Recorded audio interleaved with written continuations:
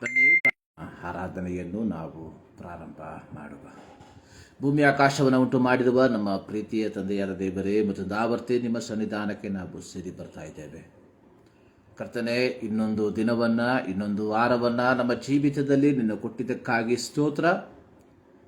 ಈ ವಾರದ ಮೊದಲನೇ ದಿನದಲ್ಲಿ ನಿಮ್ಮನ್ನು ಆರಾಧಿಸುವುದಕ್ಕೆ, ನಿಮ್ಮನ್ನು ಸ್ತುತಿಸುವುದಕ್ಕೆ, ನೀವು ಮಾಡಿದ ಉಪಕಾರಗಳನ್ನು ಜ್ಞಾಪಕ ಮಾಡುವುದಕ್ಕೆ ನಮ್ಮ ಜೀವಿತದಲ್ಲಿ ಈ ಒಂದು ದಿನವನ್ನು ಕೊಟ್ಟಿರುವಾಗ ಕೃತಜ್ಞತೆಯಿಂದ ನೀವು ಮಾಡಿದಂತಹ ಪ್ರತಿಯೊಂದು ಕಾರ್ಯಗಳನ್ನು ನೆನಪು ಮಾಡಿಕೊಂಡು ನಿಮಗೆ ಸ್ತೋತ್ರವನ್ನು ಸಲ್ಲಿಸಿ ನಿಮ್ಮನ್ನು ಆರಾಧಿಸುವಂತೆ ನಮ್ಮನ್ನು ಯೋಗ್ಯರನ್ನಾಗಿ ಮಾರ್ಪಡಿಸು.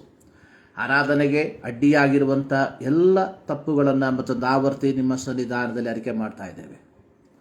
ನಿಮ್ಮ ರಕ್ತದಿಂದ ನಮ್ಮನ್ನು ಮತ್ತೊಂದು ಆವರ್ತಿ ತೊಳೆದು ಶುದ್ಧಿಪಡಿಸು. ಪರಿಶುದ್ಧನಾದ ನಿಮ್ಮನ್ನು ಪವಿತ್ರತೆಯಲ್ಲಿ ಆರಾಧಿಸುವಂತೆ ನಮ್ಮನ್ನು ಯೋಗ್ಯರನ್ನಾಗಿ ಮಾರ್ಪಡಿಸು. ಪ್ರಾರ್ಥನೆಗಳಿದ್ದಕ್ಕಾಗಿ ಸ್ತೋತ್ರ. ಯೇಸು ಕ್ರಿಸ್ತನ ಬುದ್ಧ ನಾಮದಲ್ಲಿ ಬೇಡುತ್ತೇವೆ ತಂದೆ, ಆಮೇಲೆ. ದೇವರ ನಾಮಕ್ಕೆ ಮತ್ತೊಂದು ಆವರ್ತಿ ಕೃತಜ್ಞತೆಯನ್ನು ಸಲ್ಲಿಸುವಂಥವನಾಗಿದ್ದೇನೆ. ಮತ್ತೊಂದು ಆವರ್ತಿ ಈ ಏಪ್ರಿಲ್ ತಿಂಗಳ 2ನೇ ಭಾನುವಾರ ದೇವರ ಸನ್ನಿಧಾನದಲ್ಲಿ ದೇವರನ್ನು ಆರಾಧಿಸುವುದಕ್ಕೆ ದೇವರು ನಮ್ಮ ಜೀವಿತದಲ್ಲಿ ಅವಕಾಶವನ್ನು ಕೊಟ್ಟಿದ್ದಾನೆ. ಆತನ ನಾಮವನ್ನು ಹಾಡಿ ಆತನನ್ನು ನಾವು ಮಹಿಮೆಪಡಿಸುವ. ಮುಂದೆ ಹೋಗುವೆನು ನನ್ನೇಸುವಿನೊಂದಿಗೆ, ಹಿಂದೆ ನೋಡದೆ ಹೋಗುವೆನು ಆ ಗುರಿ ಮುಟ್ಟುವ ತನಕ ಎಂಬ ಹಳೆಯ ಕನ್ನಡ ಹಾಡು. ಈ ಹಾಡನ್ನು ಹಾಡಿ ದೇವರ ನಾಮವನ್ನು ನಾವು ಮಹಿಮೆಪಡಿಸುವ. ಮುಂದೆ ಹೋಗುವೆನು ನನ್ನ ಯೇಸುವಿನೊಂದಿಗೆನೆ,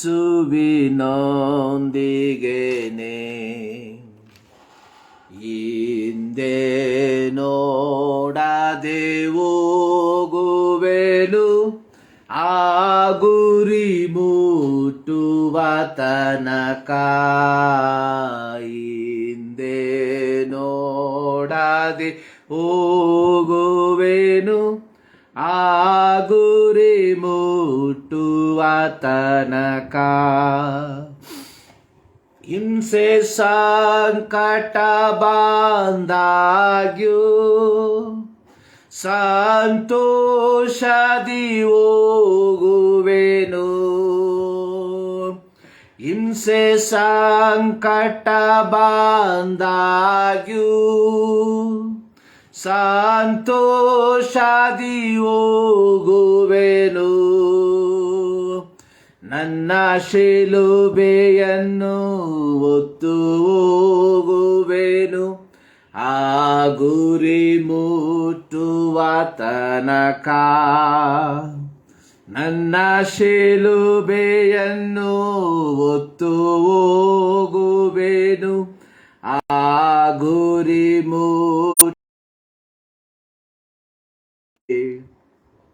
ಹಿಂದೆ ನೋಡದೆ ಹೋಗುವೆನು ಆ ಗುರಿ ಮುಟ್ಟುವ ತನಕ, ನನ್ನ ಯೇಸುವಿನ ಕೃಪೆಯೇ ನನಗೆ ಸಾಕು ಈ ಲೋಕದೋಳು, ನನ್ನ ಯೇಸುವಿನ ಕೃಪೆಯೇ ನನಗೆ ಸಾಕು ಈ ಲೋಕದೋಳು, ನಾನು ಶೂರನಾಗಿ ಮುಂದೆ ಹೋಗುವೆನು ಆ ಗುರಿ ಮುಟ್ಟುವ ತನಕ, ನಾನು ಶೂರನಾಗಿ ಮುಂದೆ ಹೋಗುವೆನು ಆ ಗುರಿ ಮುಟ್ಟುವ ತನಕ, ಮುಂದೆ ಹೋಗುವೆನು ನನ್ನ ಯೇಸುವಿನೊಂದಿಗೆನೆ, ಹಿಂದೆ ನೋಡದೆ ಹೋಗುವೆನು ಆ ಗುರಿ ಮುಟ್ಟುವ ತನಕ, ನಾನು ಸಾವಿಗೂ ಎದರೇನು, ನಿತ್ಯ ಜೀವವನ ಪಡದೆ. ನಾನು ಸಾವಿಗೂ ಎದರೇನು, ನಿತ್ಯ ಜೀವವನ ಪಡದೆ. ನಾನಾತನಲ್ಲಿಯೇ ನಿತ್ಯ ಜೀವಿಸುವೆ, ಆ ಗುರಿ ಮುಟ್ಟುವ ತನಕ. ನಾನಾತನಲ್ಲಿಯೇ ನಿತ್ಯ ಜೀವಿಸುವೆ, ಆ ಗುರಿ ಮುಟ್ಟುವ ತನಕ. ಮುಂದೆ ಹೋಗುವೆನು ನನ್ನ ಯೇಸುವಿನೊಂದಿಗೆನೆ, ಹಿಂದೆ ನೋಡದೆ ಹೋಗುವೆನು, ಆ ಗುರಿ ಮುಟ್ಟುವ ತನಕ. ಹಿಂದೆ ನೋಡದೆ ಹೋಗುವೆನು, ಆ ಗುರಿ ಮುಟ್ಟುವ ತನಕ. ಹಿಂದೆ ನೋಡದೆ ಹೋಗುವೆನು, ಆ ಗುರಿ ಮುಟ್ಟುವ ತನಕ. ಹಲ್ಲೆಲೂಯ. ಮುಂದೆ ಹೋಗುವೆನು ನನ್ನೇಸುವಿನೊಂದಿಗೆನೆ, ಹಿಂದೆ ನೋಡದೆ ಹೋಗುವೆನು, ಆ ಗುರಿ ಮುಟ್ಟುವ ತನಕ. ದೇವರು ನಮಗೆ ಒಂದು ಗುರಿಯನ್ನು ಕೊಟ್ಟಿದ್ದಾನೆ. ಗುರಿ ಅನ್ನುವಂಥದ್ದು ನಿತ್ಯತ್ವವನ್ನು ಪಡಕೊಳ್ಳುವಂಥದ್ದು. ಇಬ್ರಿಯ ಪತ್ರಿಕೆಯಲ್ಲಿ ನಾವು ನೋಡುವಂಥದ್ದು, ನಂಬಿಕೆಯನ್ನು ಹುಟ್ಟಿಸುವವನು ಪೂರೈಸುವವನು ಆದ ಯೇಸುವಿನ ಮೇಲೆ ದೃಷ್ಟಿಯಿಟ್ಟು ನಿಮಗೆ ನೇಮಕವಾದ ಓಟವನ್ನು ಸ್ಥಿರಚಿತ್ತದಿಂದ ಓಡ್ರಿ.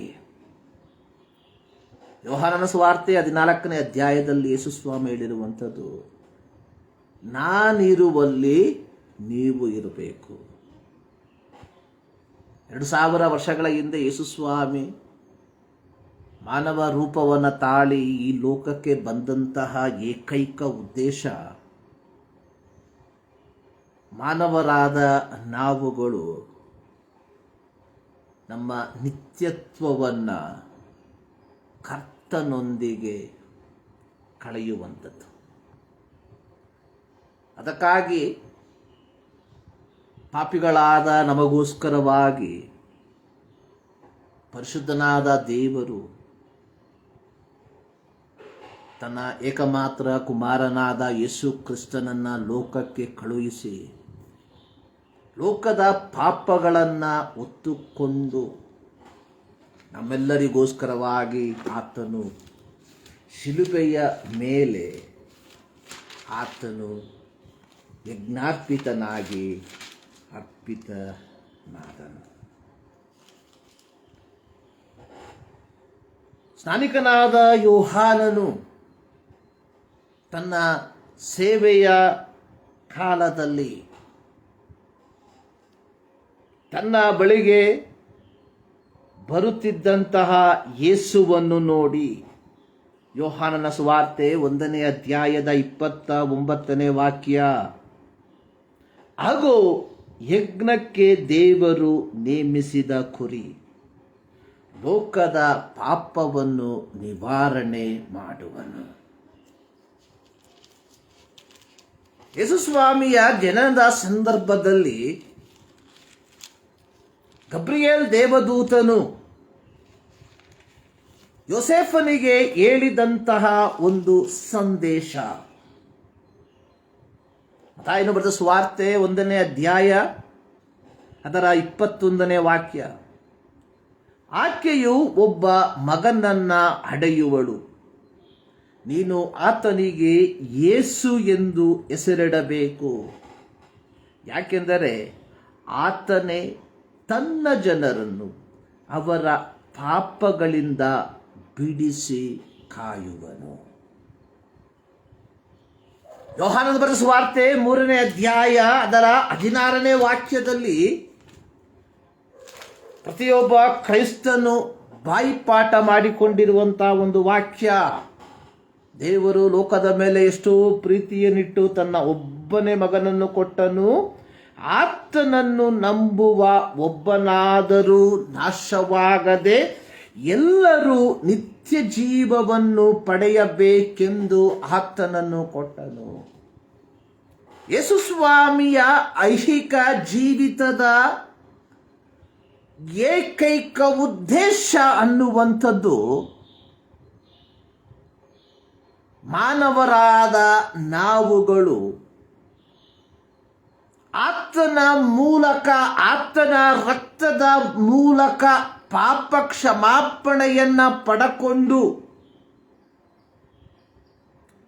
ದೇವರು ಉದ್ದೇಶಿಸಿರುವಂತಹ ಪವಿತ್ರವಾದ ಜೀವಿತವನ್ನ ಈ ಲೋಕದಲ್ಲಿ ನಿರ್ವಹಿಸಿ ನಮ್ಮ ಮರಣದ ನಂತರವೋ ಅಥವಾ ಯೇಸು ಸ್ವಾಮಿಯ 2ನೆಯ ಬರೋಣದ ನಂತರವೋ ಆತನೊಂದಿಗೆ ಯುಗಾಂತರದಲ್ಲಿ ಆತನೊಂದಿಗೆ ವಾಸಿಸುವಂತದಾಗಿದೆ. ಕ್ರೈಸ್ತತ್ವ ಅಥವಾ ಯೇಸು ಸ್ವಾಮಿ ನಮಗೆ ವಾಗ್ದಾನ ಮಾಡಿರುವಂಥದ್ದು ಒಂದೇ ಒಂದು ಕಾರ್ಯ, ಅದು ನಿತ್ಯ ಜೀವ. ಈ ನಿತ್ಯ ಜೀವವನ್ನ ಪಡೆದುಕೊಳ್ಳುವುದಕ್ಕೋಸ್ಕರವಾಗಿ ನಾವು ಈ ಲೋಕದಲ್ಲಿ ಜೀವಿಸುವಂತವರಾಗಿರಬೇಕು. ಯೇಸು ಸ್ವಾರ್ಥ ವಾಕ್ಯ ಭಾಗದಲ್ಲಿ ಹೇಳಿರುವಂತಹ ಒಂದು ಮಾತು, ಲೂಕನ ಸುವಾರ್ತೆಯಲ್ಲಿ ಒಬ್ಬ ಮನುಷ್ಯನು ಇಡೀ ಲೋಕವನ್ನ ಸಂಪಾದಿಸಿ ತನ್ನ ಆತ್ಮ ನಷ್ಟಪಟ್ಟರೆ ಅವನಿಗೆ ಏನು ಪ್ರಯೋಜನ? ಇಂದು ಕ್ರೈಸ್ತರೆಂಬುದಾಗಿ ಹೇಳಿಕೊಳ್ಳುತ್ತಿರುವ ಅನೇಕರು ಲೌಕಿಕವಾದ ಕಾರ್ಯದಲ್ಲಿ ಐಶ್ವರ್ಯವಂತರಾಗುವುದಕ್ಕೆ ಪ್ರಯತ್ನಿಸುತ್ತಿರುವಾಗ ಯೇಸು ಸ್ವಾಮಿ ಹೇಳಿರುವಂತಹ ಈ ಒಂದು ಮಾತು ನಮ್ಮೆಲ್ಲರಿಗೆ ಎಚ್ಚರಿಕೆಯ ಸಂದೇಶವಾಗಿದೆ. ಯೇಸು ಹೇಳಿರುವಂಥದ್ದು, ಒಬ್ಬ ಮನುಷ್ಯನು ಇಡೀ ಲೋಕವನ್ನು ಸಂಪಾದಿಸಿ, ಇವತ್ತು ನಮ್ಮ ಪ್ರಪಂಚದಲ್ಲಿ ಅತ್ಯಂತ ಧನಿಕರ ಪಟ್ಟಿಯನ್ನು ನೋಡುತ್ತೇವೆ. ನಮ್ಮ ಭಾರತ ದೇಶದಲ್ಲಿ ಶತಕೋಟ್ಯಾಧಿಪತಿಗಳ ಸಂಖ್ಯೆ ದಿನದಿಂದ ದಿನಕ್ಕೆ ಹೆಚ್ಚಳವಾಗುತ್ತಿರುವಂಥದ್ದನ್ನು ನಾವು ನೋಡುತ್ತೇವೆ. ಆದರೆ ಸತ್ಯವೇದ ನಮಗೆ ಕಲಿಸುವಂತಹ ಒಂದು ಆಧ್ಯಾತ್ಮಿಕವಾದ ಸತ್ಯ, ಒಬ್ಬ ವ್ಯಕ್ತಿ ಇಡೀ ಪ್ರಪಂಚದವನ್ನ ಸಂಪಾದಿಸಿಕೊಂಡಾಗ್ಯೂ ಅವನ ಆತ್ಮ ನಿತ್ಯತ್ವದಲ್ಲಿ ಕಳೆಯದೆ ಹೋದರೆ ಅವನ ಸಂಪಾದನೆಯಿಂದ ಅವನಿಗೆ ಏನು ಲಾಭ? ನಮ್ಮ ಜೀವಿತದಲ್ಲಿ, ಮನುಷ್ಯನ ಜೀವಿತದಲ್ಲಿ ಅತ್ಯಮೂಲ್ಯವಾದಂತಹ, ಅತ್ಯಂತ ಶ್ರೇಷ್ಠವಾದಂತಹ, ಬೆಲೆ ಕಟ್ಟಲಾಗದಂತಹ ಆಶೀರ್ವಾದ ಅನ್ನುವಂಥದ್ದು ಆತ್ಮರಕ್ಷಣೆ. ಆತ್ಮರಕ್ಷಣೆ ಹೊಂದದೆ ಹೋಗಿದ್ದರೆ ಈ ನಮ್ಮ ಜೀವಿತ ಶೂನ್ಯದೊಂದಿಗೆ ಮುಕ್ತಾಯವಾಗುವಂಥದ್ದಾಗಿದೆ. ಹಾಡುಗಾರನು ಹಾಡಿರುವಂಥದ್ದು, ನಾನು ಸಾವಿಗೂ ಎದುರೇನು, ನಿತ್ಯ ಜೀವವ ನಾ ಪಡೆದೆ. ನಾನಾತನಲ್ಲಿಯೇ ನಿತ್ಯ ಜೀವಿಸುವೆ, ಆ ಗುರಿ ಮುಟ್ಟುವ ತನಕ. ಪ್ರಿಯರೇ, ಕಾಲಗಳಿಂದ, ವರ್ಷಗಳಿಂದ ಯೇಸು ಸ್ವಾಮಿಯನ್ನ ಆರಾಧಿಸುತ್ತಿರುವ ನಾವುಗಳು ಈ ಒಂದು ದೃಢವಾದ ನಂಬಿಕೆಯಲ್ಲಿ ಜೀವಿಸುವಂಥವರಾಗಿದ್ದೇವ ಎಂಬುದನ್ನ ಒಮ್ಮೆ ಪರೀಕ್ಷಿಸಿಕೊಳ್ಳಬೇಕಾದಂಥದ್ದು ಬಹಳ ಪ್ರಾಮುಖ್ಯ. ಈ ಮುಂಜಾನೆಯಲ್ಲಿ ಸರ್ವಶಕ್ತನಾದ ದೇವರು ನಿಮ್ಮೆಲ್ಲರನ್ನ ಧಾರಾಳವಾಗಿ ಆಶೀರ್ವದಿಸಲಿ ಎಂಬುದಾಗಿ ನಾನು ಪ್ರಾರ್ಥಿಸುತ್ತೇನೆ. 15ನೇ ಕೀರ್ತನೆಯ ಕೆಲವು ವಾಕ್ಯ ಭಾಗಗಳನ್ನು ನಾವು ಧ್ಯಾನಿಸುವಾಗ ಕೀರ್ತನೆಗಾರನಾದ ದಾವೀದನು ಕೇಳುವಂತಹ 2 ಪ್ರಶ್ನೆ. ಇಲ್ಲಿ ಕೀರ್ತನೆಗಾರನಾದ ದಾವೀದನು ಯೆಹೋವನ ಬಳಿಯಲ್ಲಿ ಕೇಳಿದಂತಹ ಪ್ರಶ್ನೆ, ಯೆಹೋವನೇ, ನಿನ್ನ ಗುಡಾರದಲ್ಲಿ ಇಳುಕೊಂಡಿರುವುದಕ್ಕೆ ಯೋಗ್ಯನು ಯಾವನು? ನಿನ್ನ ಪರಿಶುದ್ಧ ಪರ್ವತದಲ್ಲಿ ವಾಸಿಸತಕ್ಕವನು ಎಂಥವನಾಗಿರಬೇಕು? ಇದು ದಾವೀದನು ಕೇಳುಗರಿಗೆ ಕೇಳಿದಂತಹ ಒಂದು ಪ್ರಶ್ನೆಯಲ್ಲ. ಇದು ದಾವೀದನು ತನ್ನ ಸೇನಾಧಿಪತಿಯ ಬಳಿಗೆ ಕೇಳಿದಂತಹ ಒಂದು ಪ್ರಶ್ನೆಯೂ ಅಲ್ಲ. ಇದು ದಾವೀದನು ಸರ್ವಶಕ್ತನಾದ ಯೆಹೋವನ ಬಳಿಯಲ್ಲಿ ಕೇಳಿದಂತಹ ಒಂದು ಪ್ರಶ್ನೆ. ಯೆಹೋವನೇ, ನಿನ್ನ ಗುಡಾರದಲ್ಲಿ ಇಳುಕೊಂಡಿರುವುದಕ್ಕೆ ಯೋಗ್ಯನು ಯಾವನು? ನಿನ್ನ ಪರಿಶುದ್ಧ ಪರ್ವತದಲ್ಲಿ ವಾಸಿಸತಕ್ಕವನು ಎಂಥವನಾಗಿರಬೇಕು? ಪ್ರಿಯರೇ, ಕ್ರೈಸ್ತರೆಂಬುದಾಗಿ ಹೇಳಿಕೊಳ್ಳುತ್ತಿರುವ ನಾವುಗಳು ಎಂದಾದರೂ ಇಂತಹ ಒಂದು ಪ್ರಶ್ನೆಯನ್ನ ಕೇಳಿಕೊಂಡಿದ್ದೇವಾ?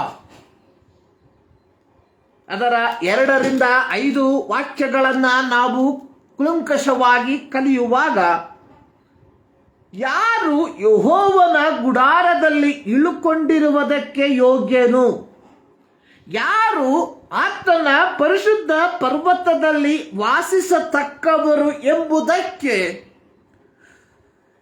ಉತ್ತರವನ್ನ ಕೊಡುವಂತದಾಗಿ ನೋಡುತ್ತೇವೆ. ಅವನು ಸಜ್ಜನನು, ನೀತಿವಂತನು, ಸತ್ಯ ವಚನವನ್ನಾಡುವವನು, ಚಾಡಿ ಏಳದವನು, ಅನ್ಯಾಯ ಮಾಡದವನು, ಯಾರನ್ನು ನಿಂದಿಸದವನು, ಭ್ರಷ್ಟರನ್ನ ಜರಿದು ಬಿಟ್ಟವನು, ಯೆಹೋವನಲ್ಲಿ ಭಯಭಕ್ತಿಯುಳ್ಳವರನ್ನ ಸನ್ಮಾನಿಸುವವನು, ಪ್ರಮಾಣ ತಪ್ಪದವನು, ಬಡ್ಡಿಯನ್ನ ಕೇಳದವನು, ಲಂಚ ತೆಗೆದುಕೊಳ್ಳದವನು, ಇಂಥವನು ಎಂದಿಗೂ ಕದಲುವುದಿಲ್ಲ.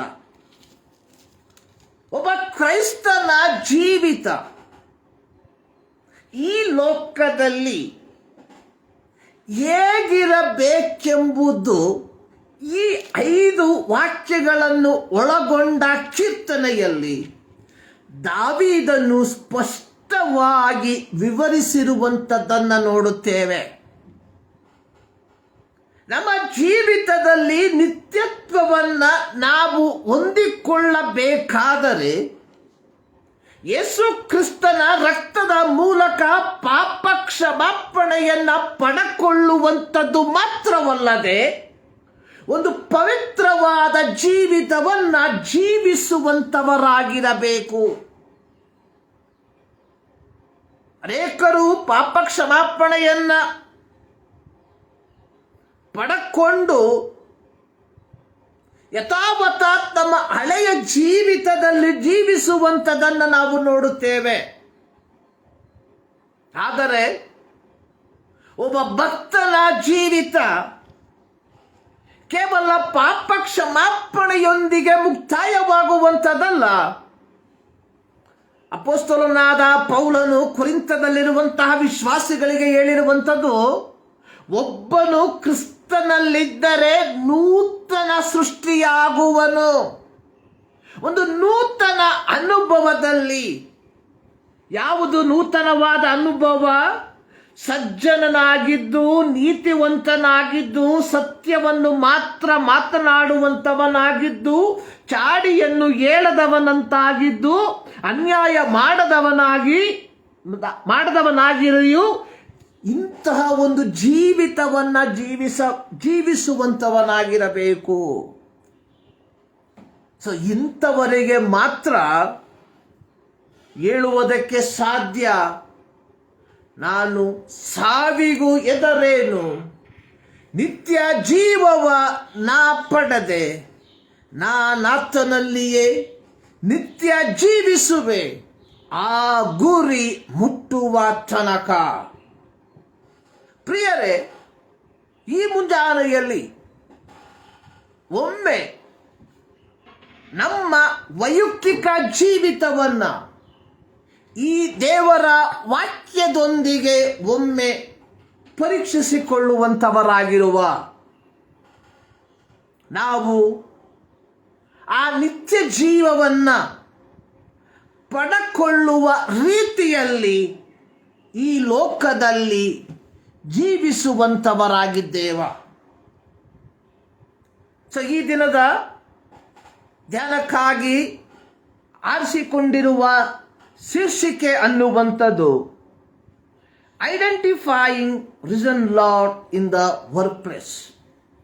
ಕೆಲಸದ ಸ್ಥಳಗಳಲ್ಲಿ ಪುನರುತ್ಥಾನ ಹೊಂದಿದ ಕರ್ತನನ್ನ ಗುರುತಿಸುವುದು.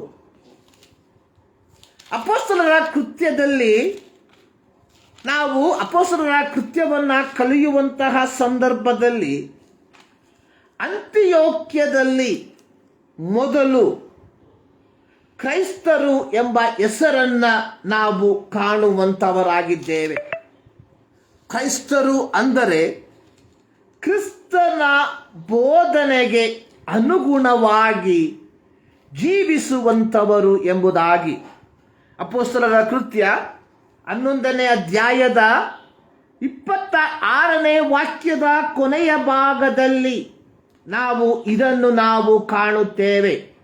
ಅಂತಿಯೋಕ್ಯದಲ್ಲಿಯೇ ಶಿಷ್ಯರಿಗೆ, ಯಾರು ಯೇಸು ಕ್ರಿಸ್ತನ ಬೋಧನೆಯನ್ನ ಇತರರಿಗೆ ಸಾರುವುದಕ್ಕೆ ಕಳುಹಿಸಲ್ಪಟ್ಟಂತಹ ಶಿಷ್ಯರಿಗೆ ಕ್ರೈಸ್ತರೆಂಬ ಹೆಸರು ಮೊದಲು ಬಂದಿತು ಎಂಬುದಾಗಿ. ಕ್ರೈಸ್ತರು ಅಂದರೆ ಕ್ರಿಸ್ತನ ಹಿಂಬಾಲಕರು. ಕ್ರಿಸ್ತನ ಹಿಂಬಾಲಕರು ಎಂಬುದಾಗಿ ನಮ್ಮನ್ನು ನಾವು ಕರೆದುಕೊಳ್ಳುತ್ತಿರುವಾಗ ನಮ್ಮ ಜೀವಿತದ ಮೂಲಕ ಪುನರುತ್ಥಾನ ಹೊಂದಿದ ಕ್ರಿಸ್ತನನ್ನ ಪ್ರತಿಬಿಂಬಿಸುತ್ತಿದ್ದೇವ ಎಂಬ ಪ್ರಶ್ನೆ ನಮಗೆ ನಾವೇ ಕೇಳಿಕೊಳ್ಳಬೇಕಾದಂಥದ್ದು ಬಹಳ ಪ್ರಾಮುಖ್ಯ. ಒಬ್ಬ ಕ್ರೈಸ್ತನ ಜೀವಿತ, ಒಬ್ಬ ದೇವ ಭಕ್ತನ ಜೀವಿತ ಹೇಗಿರಬೇಕೆಂಬುದು ಈ ಒಂದು ಶೀರ್ಷಿಕೆಯ ಮುಖ್ಯ ಉದ್ದೇಶ. ಕೀರ್ತನೆ 15ರಲ್ಲಿ ನಾವು ನೋಡಿದ ರೀತಿಯಲ್ಲಿ, ಯೆಹೋವನೇ ನಿನ್ನ ಗುಡಾರದಲ್ಲಿ ಇಳುಕೊಳ್ಳುವುದಕ್ಕೆ ಯೋಗ್ಯನು ಯಾವನು? ನಿನ್ನ ಪರಿಶುದ್ಧ ಪರ್ವತದಲ್ಲಿ ವಾಸಿಸತಕ್ಕವನು ಎಂಥವನಾಗಿರಬೇಕು. ಪ್ರಿಯರೇ, ಹಳೆಯ ಒಡಂಬಡಿಕೆಯನ್ನ ನಾವು ಕಲಿಯುವಂತಹ ಸಂದರ್ಭದಲ್ಲಿ ಅಲ್ಲಿ ಬೋವಜನೆಂಬ ಒಬ್ಬ ವ್ಯಕ್ತಿಯ ಪರಿಚಯವನ್ನ ನಾವು ಕಾಣುವಂಥವರಾಗಿದ್ದೇವೆ. ರೂತಳು ಬರೆದ ರೂತಳ ಪುಸ್ತಕದಲ್ಲಿ ಈ ಚರಿತ್ರೆಯನ್ನ ನಾವು ಕಾಣುತ್ತೇವೆ.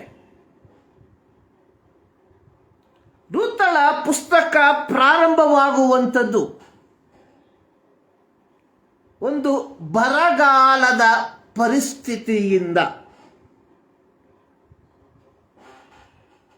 ರೂತಳ ಪುಸ್ತಕ 1ನೇ ಅಧ್ಯಾಯ 1ನೇ ವಾಕ್ಯ, ನ್ಯಾಯಸ್ಥಾಪಕರು ಆಳುತ್ತಿದ್ದಾಗ ದೇಶದಲ್ಲಿ ಬರ ಬಂದಿತು.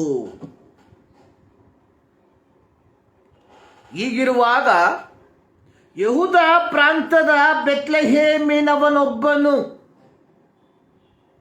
ಎಲಿಮಲೇಕನು, ಅವನ ಹೆಂಡತಿಯಾದ ನವೋಮಿ, ಅವನ 2 ಮಕ್ಕಳಾದ ಮೆಹಲೋನ್, ಕಿಲ್ಯೋನ್ ಎಂಬುವವರು ಬೆತ್ಲೆಹೇಮಿನಿಂದ ಹೊರಟು ಮೋವಾಬ್ ದೇಶಕ್ಕೆ ಬಂದು ಸೇರಿದರು.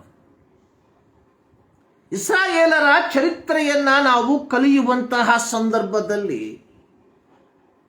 ಯಾವಾಗ ಇಸ್ರಾಯೇಲರು ಯೆಹೋವನ ಮಾತಿಗೆ ಅಥವಾ ಯೆಹೋವನ ಆಜ್ಞೆಗಳಿಗೆ ಅವಿಧೇಯರಾಗಿ ಹೋಗಿದ್ದಾರೋ ಅಂತಹ ಸಂದರ್ಭಗಳಲ್ಲಿ ಸರ್ವಶಕ್ತನಾದ ದೇವರು ಇಸ್ರಾಯೇಲರನ್ನ ವಿವಿಧ ರೀತಿಯಲ್ಲಿ ನ್ಯಾಯ ವಿಧಿಸುವಂಥದ್ದನ್ನು ನಾವು ನೋಡುತ್ತೇವೆ. 1 ಅರಸು 17ನೇ ಅಧ್ಯಾಯದಲ್ಲಿ ಅಹಾಬನ ಕಾಲದಲ್ಲಿ ಒಂದು ಬರಗಾಲವು ಬಂದಿತ್ತು ಎಂಬುವಂಥದ್ದನ್ನು ನೋಡುತ್ತೇವೆ. ಅಲ್ಲಿ ನಾವು ನೋಡುವಂಥದ್ದು ಅಹಾಬನು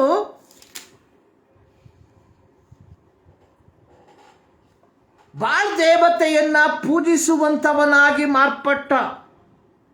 ಇದರ ಫಲವಾಗಿ 1 ಅರಸು 17ನೇ ಅಧ್ಯಾಯದಲ್ಲಿ ನಾವು ನೋಡುವಂಥದ್ದು, ಗಿಲ್ಯಾದಿನ ಪ್ರವಾಸಿಗಳಲ್ಲಿ ತಿಷ್ಬಿಯನಾದ ಎಲಿಯ ಎಂಬುವನು ಅಹಾಬನಿಗೆ, ನಾನು ಸನ್ನಿಧಿ ಸೇವೆ ಮಾಡುತ್ತಿರುವ ಇಸ್ರಾಯೇಲ್ ದೇವರಾದ ಯೆಹೋವನಾಣೆ, ನಾನು ಸೂಚಿಸಿದ ಹೊರತು ಇಂದಿನಿಂದ ಕೆಲವು ವರ್ಷಗಳವರೆಗೆ ಮಳೆಯಾಗಲಿ ಮಂಜಾಗಲಿ ಬೀಳುವುದಿಲ್ಲ.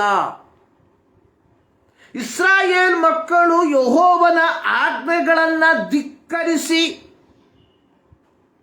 ವಿಗ್ರಹಗಳನ್ನು ಪೂಜಿಸುವುದಕ್ಕೆ ಪ್ರಾರಂಭಿಸಿದಾಗ ಇಸ್ರಾಯೇಲರನ್ನ ನ್ಯಾಯ ವಿಧಿಸುವುದಕ್ಕೋಸ್ಕರವಾಗಿ ಅಥವಾ ಇಸ್ರಾಯೇಲರಿಗೆ ಬುದ್ಧಿಯನ್ನ ಕಲಿಸುವುದಕ್ಕೋಸ್ಕರವಾಗಿ ಯೆಹೋವನಾದ ದೇವರು ವಿವಿಧ ಆಯಾಮಗಳಲ್ಲಿ ಇಸ್ರಾಯೇಲರನ್ನ ಶಿಕ್ಷಿಸುವಂಥದ್ದನ್ನು ನೋಡುತ್ತೇವೆ.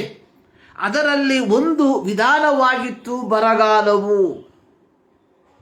ಇಲ್ಲಿ ನ್ಯಾಯಸ್ಥಾಪಕರು ಆಳುತ್ತಿದ್ದ ಕಾಲ, ಅಂದರೆ ಸರ್ವಶಕ್ತನಾದ ದೇವರು ಇಸ್ರಾಯೇಲರನ್ನು ಐಗುಪ್ತದ ದಾಸತ್ವದಿಂದ ಬಿಡುಗಡೆ ಮಾಡಿ ಯೆಹೋಶುವನ ನಾಯಕತ್ವದಲ್ಲಿ ದೇಶವನ್ನ ಹಂಚಿ ತನ್ನ ಆ ಒಂದು ಆಳ್ವಿಕೆಯ ಅಡಿಯಲ್ಲಿ ಇಸ್ರಾಯೇಲರನ್ನ ಸ್ಥಿರಪಡಿಸಿದಂತಹ ಸಂದರ್ಭದಲ್ಲಿ ಅವರನ್ನ ಆಳುವುದಕ್ಕೋಸ್ಕರವಾಗಿ ನ್ಯಾಯಸ್ಥಾಪಕರುಗಳನ್ನು ಎಬ್ಬಿಸುವಂಥದ್ದನ್ನು ನಾವು ನೋಡುತ್ತೇವೆ.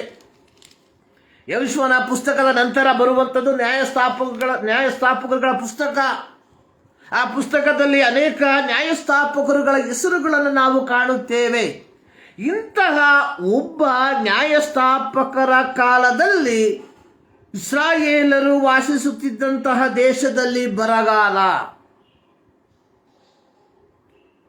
ಇಂತಹ ಒಂದು ಸಂದರ್ಭದಲ್ಲಿ ಒಂದು ಕುಟುಂಬ ಬೆತ್ಲೆಹೇಮಿನಿಂದ ಮೋವಾಬ್ ದೇಶಕ್ಕೆ ಪಲಾಯನ ಮಾಡುವಂಥದ್ದನ್ನು ನಾವು ನೋಡುತ್ತೇವೆ. ಇದರ ಚರಿತ್ರೆ ನಮಗೆ ಗೊತ್ತು. ಬೆತ್ಲೆಹೇಮಿನಿಂದ ಮೋವಾಬ್ ದೇಶಕ್ಕೆ ಹೋದಂತಹ ಕುಟುಂಬ ತಮ್ಮಿಬ್ಬರು ಮಕ್ಕಳಿಗೆ ಮೋವಾಬ್ ದೇಶದ ಹೆಣ್ಣು ಮಕ್ಕಳನ್ನ ಮದುವೆ ಮಾಡಿಸಿ ಅಲ್ಲಿ ವಾಸಿಸುವುದಕ್ಕೆ ತೀರ್ಮಾನಿಸಿದಂಥದ್ದು. ಆದರೆ ವಿಧಿಯು ವಿಭಿನ್ನವಾಗಿತ್ತು. 1ನೇ ಅಧ್ಯಾಯ 5ನೇ ವಾಕ್ಯದಲ್ಲಿ ನಾವು ನೋಡುವಂಥದ್ದು, ಸುಮಾರು 10 ವರ್ಷ ಅಲ್ಲಿದ್ದ ವೇಳೆ, ಅಂದರೆ ಬೆತ್ಲೆಹೇಮಿನಿಂದ ಹೊರಟು 10 ವರ್ಷ ಆದ ಮೇಲೆ ಎಲಿಮಲೇಕನು ತೀರಿ ಹೋದ. ಅವನ 2 ಗಂಡು ಮಕ್ಕಳಾದಂತಹ ಮೆಹಲೋನ್ ಮತ್ತು ಕಿಲ್ಯೋನ್ ಎಂಬುವಂಥವರು ತೀರಿ ಹೋದರು. 5ನೇ ವಾಕ್ಯ ಬರೆಯಲ್ಪಟ್ಟಿರುವಂಥದ್ದು, ಹೀಗೆ ಆ ಸ್ತ್ರೀಯು ಗಂಡನನ್ನು 2 ಮಕ್ಕಳನ್ನು ಕಳೆದುಕೊಂಡು ಒಬ್ಬಳೇ ಉಳಿದಳು. ಸೊ ಹೀಗಿರುವಾಗ ನವೋಮಿಗೆ ಒಂದು ವಿಚಾರ ತಿಳಿಯ ಬಂದಿತು. ಅದೇನೆಂಬುದಾಗಿ ನೋಡುವಾಗ, ಯೆಹೋವನು ತನ್ನ ಜನರನ್ನ ಕಟಾಕ್ಷಿಸಿ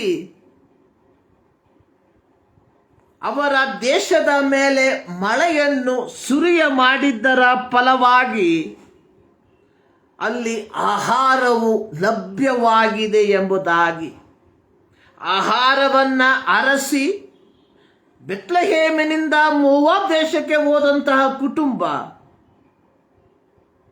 ಈಗ ಜೀವಿತದಲ್ಲಿ ಅನೇಕ ನಷ್ಟಗಳನ್ನು ಅನುಭವಿಸಿ ಏಕಾಂತಳಾದಂತಹ ನವೋಮಿ ಈಗ ಬೆತ್ಲೆಹೇಮಿನಲ್ಲಿ ಆಹಾರ ಸಿಕ್ಕುತ್ತದೆಂಬ ವರ್ತಮಾನವನ್ನು ಕೇಳಿದಾಗ ತಿರುಗಿ ಬೆತ್ಲೆಹೇಮಿಗೆ ಬರುವಂತಹ ಒಂದು ತೀರ್ಮಾನವನ್ನ ತೆಗೆದುಕೊಂಡಳು.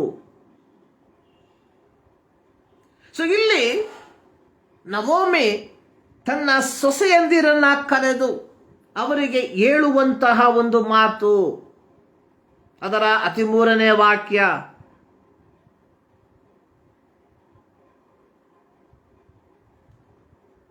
ಸೊ ಇಲ್ಲಿ ನಾವು ನೋಡುವಂಥದ್ದು, ನವೋಮಿ ತನ್ನ 2 ಸೊಸೆಯರಿಗೆ ಓರ್ಫಳಿಗೂ ಮತ್ತು ರೂತಳಿಗೂ ಹೇಳಿದಂತಹ ಒಂದು ಮಾತು, ಸೊ ನೀವು ನಿಮ್ಮ ಸ್ವದೇಶದವರ ಬಳಿಗೆ ಹಿಂತಿರುಗಿ ಹೋಗಿರಿ.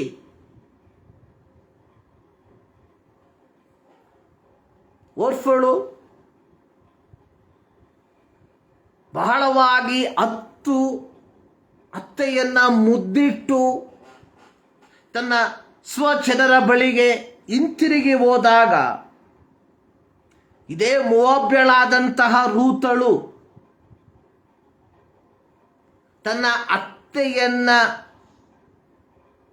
ಬಿಡುವುದಕ್ಕೆ ಮನಸ್ಸಿಲ್ಲದೆ ಆಕೆಯನ್ನ ಅಂಟಿಕೊಂಡು ಬೆತ್ಲೆಹೇಮಿಗೆ ಹೋಗುವುದಕ್ಕೆ ತೀರ್ಮಾನವನ್ನ ತೆಗೆದುಕೊಂಡಳು. ಇಲ್ಲಿ ರೂತಳು ಹೇಳುವಂತಹ ಒಂದು ಮಾತು, ನಿನ್ನನ್ನು ಬಿಟ್ಟು ಹಿಂತಿರುಗಬೇಕೆಂದು ನನ್ನನ್ನು ಒತ್ತಾಯಪಡಿಸಬೇಡ. ನೀನು ಎಲ್ಲಿಗೆ ಹೋದರೂ ನಾನು ಅಲ್ಲಿಗೆ ಬರುವೆನು. ನಿನ್ನ ಜನರೇ ನನ್ನ ಜನರು, ನಿನ್ನ ದೇವರೇ ನನ್ನ ದೇವರು. ನೀನು ಸಾಯುವಲ್ಲೇ ನಾನು ಸಾಯುವೆನು, ಅಲ್ಲೇ ನನಗೆ ಸಮಾಧಿಯಾಗಬೇಕು. ಮರಣದಿಂದಲ್ಲದೆ ನಾನು ನಿನ್ನನ್ನು ಅಗಲಿದರೆ ಯೆಹೋವನು ನನಗೆ ಬೇಕಾದದನ್ನ ಮಾಡಲಿ. ಕೆಲವು ವರ್ಷದ ದಾಂಪತ್ಯ ಜೀವನ ನವೋಮಿಯ 2 ಸೊಸೆಯಂದಿರ ಜೀವಿತದಲ್ಲಿ ತಂದಿರುವಂಥದ್ದನ್ನು ನಾವು ಕಾಣುವಂಥವರಾಗಿದ್ದೇವೆ. ಓರ್ಫಳು ನವೋಮಿಯನ್ನ ಪ್ರೀತಿಸುವಂಥವಳಾಗಿದ್ದಾಗ್ಯೂ ಸಂದರ್ಭಗಳು ಪ್ರತಿಕೂಲವಾಗಿ ಮಾರ್ಪಟ್ಟಾಗ ನವೋಮಿಯ ಸಂಗಡ ಬೆತ್ಲೆಹೇಮಿಗೆ ಬರುವುದಕ್ಕೆ ಮನಸ್ಸಿಲ್ಲದೆ ಆಕೆ ತಿರುಗಿ ಸ್ವಜನರ ಬಳಿಗೆ ಹಿಂತಿರುಗಿ ಹೋದಾಗ ರೂತಳ ಜೀವಿತದಲ್ಲಿ ಒಂದು ಪರಿಪೂರ್ಣವಾದ ಬದಲಾವಣೆಯನ್ನು ನಾವು ಕಾಣುತ್ತೇವೆ.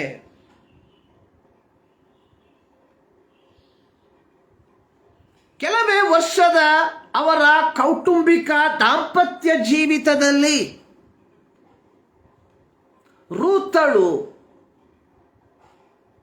ಯೆಹೋವನು ಯಾರೆಂಬುದನ್ನು, ಯಹೂದ ಜನಾಂಗ ಯಾರೆಂಬುದನ್ನು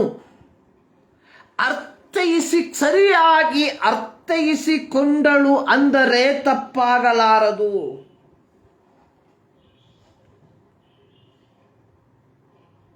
ನಾವು ನೋಡುವಂಥದ್ದು ನವೋಮಿಯು ಮತ್ತು ರೂತಳು ಬೆತ್ಲೆಹೇಮಿಗೆ ಹಿಂತಿರುಗಿ ಬರುವಂಥದ್ದನ್ನ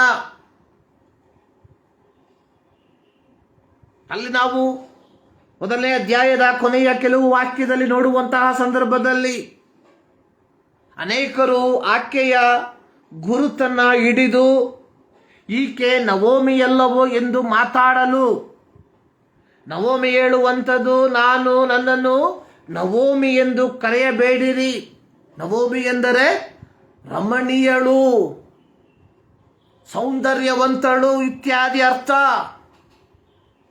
ಇಲ್ಲಿ ನವೋಮಿ ಹೇಳುವಂಥದ್ದು, ನನ್ನನ್ನು ಮಾರ ಎಂದು ಕರೆಯಿರಿ. ಮಾರ ಅಂದರೆ ದುಃಖಿತಳು, ಕಹಿಯಾದ ಅನುಭವ. ನೋಡಿ, ನವೋಮಿಯ ಸಂಗಡ ಬಂದಂತಹ ರೂತಳು ಬೆತ್ಲೆಹೇಮಿಗೆ ಬಂದ ತಕ್ಷಣಕ್ಕೆ ತಮ್ಮ ಜೀವನೋಪಾಯಕ್ಕಾಗಿ ಅಕ್ಕಲಾಯುವುದಕ್ಕೆ ಹೋಗುವಂತಹ ಒಂದು ಸನ್ನಿವೇಶ. ಆಕೆ ಹೋದಂಥದ್ದು ಬೋವಾಜನೆಂಬ ಒಬ್ಬ ಧನವಂತನ ಹೊಲದಲ್ಲಿ.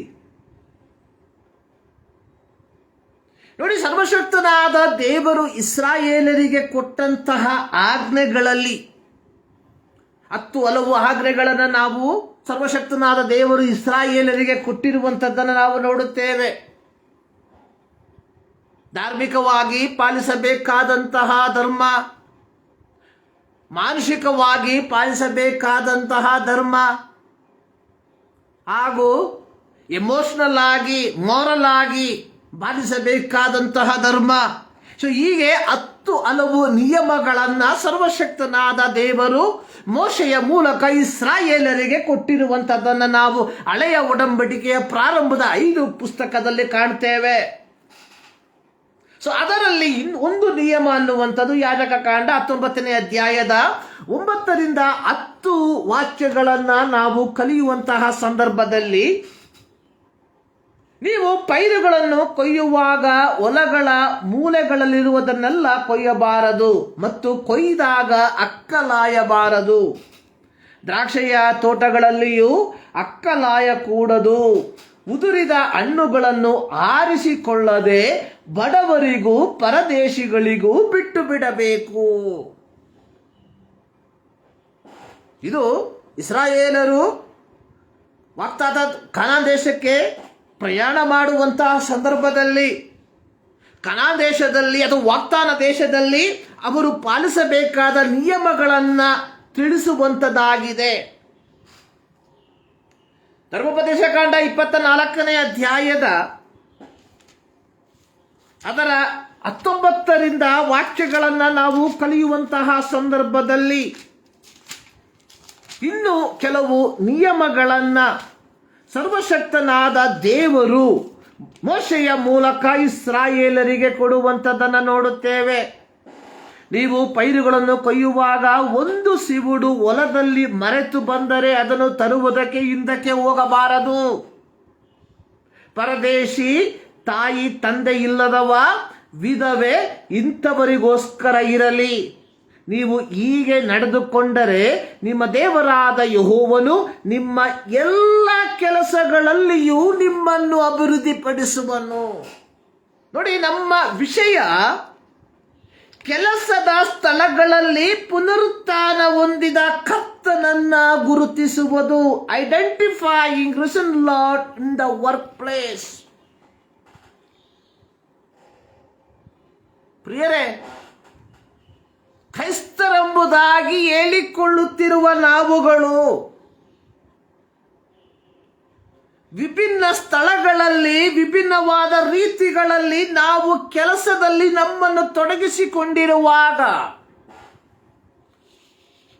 ನಮ್ಮ ಕೆಲಸದ ಮೂಲಕ ಕ್ರಿಸ್ತನನ್ನ, ಪುನರುತ್ಥಾನ ಹೊಂದಿದ ಕ್ರಿಸ್ತನನ್ನ ಗುರುತಿಸಿಕೊಳ್ಳುವಂತವರಾಗಿದ್ದೇವ. ಸಂಕ್ಷಿಪ್ತವಾಗಿ ಹೇಳೋದಾದ್ರೆ, ಕ್ರೈಸ್ತರೆಂಬುದಾಗಿ ಹೇಳಿಕೊಳ್ಳುತ್ತಿರುವ ನಾವುಗಳು ನಮ್ಮ ಕೆಲಸದ ಸ್ಥಳಗಳಲ್ಲಿ, ನಮ್ಮ ಕೆಲಸದ ಮೂಲಕ, ನಮ್ಮ ಕ್ರಿಯೆಯ ಮೂಲಕ ಯೇಸು ಕ್ರಿಸ್ತನನ್ನ ಪ್ರತಿಬಿಂಬಿಸುತ್ತಿದ್ದೇವ, ಅಥವಾ ಇತರರು ಮಾಡುವ ರೀತಿಯಲ್ಲಿ ಎಲ್ಲ ವಿಧವಾದ ಅನಾಚಾರಗಳಿಂದ ನಾವು ತುಂಬಿದ್ದೇವ. ಅವರು ಮಾಡುವ ರೀತಿಯಲ್ಲಿಯೇ ನಾವು ಮಾಡ್ತೇವೆ. ಪ್ರಿಯರೇ, ಅಂತಿಯೋಕ್ಯದಲ್ಲಿ ಮೊದಲು ಶಿಷ್ಯರಿಗೆ ಕ್ರೈಸ್ತರೆಂಬ ಹೆಸರು ಬಂದಿತ್ತು. ಕಾರಣ, ಕ್ರಿಸ್ತನ ಬೋಧನೆಗೆ ಅನುಗುಣವಾಗಿ ಅವರು ಜೀವಿಸುವಂತವರಾಗಿದ್ದರು. ಅಂತಿಯೋಕ್ಯದಲ್ಲಿ ಶಿಷ್ಯರನ್ನ ಅಂತಿಯೋಕ್ಯದವರು ಕರೆದಂಥದ್ದು ಒಂದು ಒಳ್ಳೆಯ ಮನೋಭಾವದಿಂದಲ್ಲ, ಹೀಯಾಳಿಸುವ ರೀತಿಯಲ್ಲಿ ಕರೆದದ್ದು. ಕಾರಣ, ಕ್ರಿಸ್ತನ ಬೋಧನೆ ಅನ್ನುವಂಥದ್ದು ಲೌಕಿಕವಾದ ಎಲ್ಲ ಆಶಾಪಾಶಗಳಿಗೆ ವಿಭಿನ್ನವಾಗಿರುವಂಥದ್ದಾಗಿತ್ತು. ಒಬ್ಬ ಕ್ರೈಸ್ತನ ಜೀವಿತ ಈ ಲೋಕದ ಜೀವಿತಕ್ಕಿಂತ ವಿಭಿನ್ನವಾಗಿರಬೇಕು. ಕೇವಲ ಬಿಳಿಯ ವಸ್ತ್ರವನ್ನು ಹಾಕುವುದರ ಮೂಲಕವಾಗಿ ಮಾತ್ರವಲ್ಲ, ಭಾನುವಾರ ಆರಾಧನೆಗೆ ಹೋಗುವುದರ ಮೂಲಕವಾಗಿ ಮಾತ್ರವಲ್ಲ ನಮ್ಮನ್ನು ಕ್ರೈಸ್ತರೆಂಬುದಾಗಿ ಜನರು ಕಾಣಬೇಕಾಗಿರುವಂಥದ್ದು.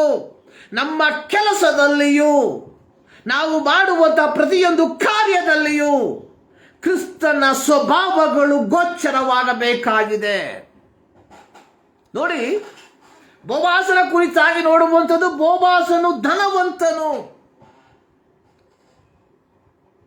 ಬೋವಾಸನ ಕುರಿತಾಗಿ ನವೋಮಿ ಹೇಳಿರುವಂತಹ ಒಂದು ಮಾತು, ಈತ ಸತ್ತವರಿಗೂ ಬದುಕಿರುವವರಿಗೂ ಬಿಡದೆ ದಯೆ ತೋರಿಸುವಂಥವರು ಎಂಬುದಾಗಿ. ಪ್ರಿಯರೇ, ನೋಡಿ, ಹಳೆಯ ಒಡಂಬಡಿಕೆಯಲ್ಲಿ ಕೊಟ್ಟಂತ ಒಂದು ನಿಯಮ, ನೀವು ನಿಮ್ಮ ಹೊಲದಲ್ಲಿರುವ ಪೈರನ್ನ ಕೊಯ್ಯುವಾಗ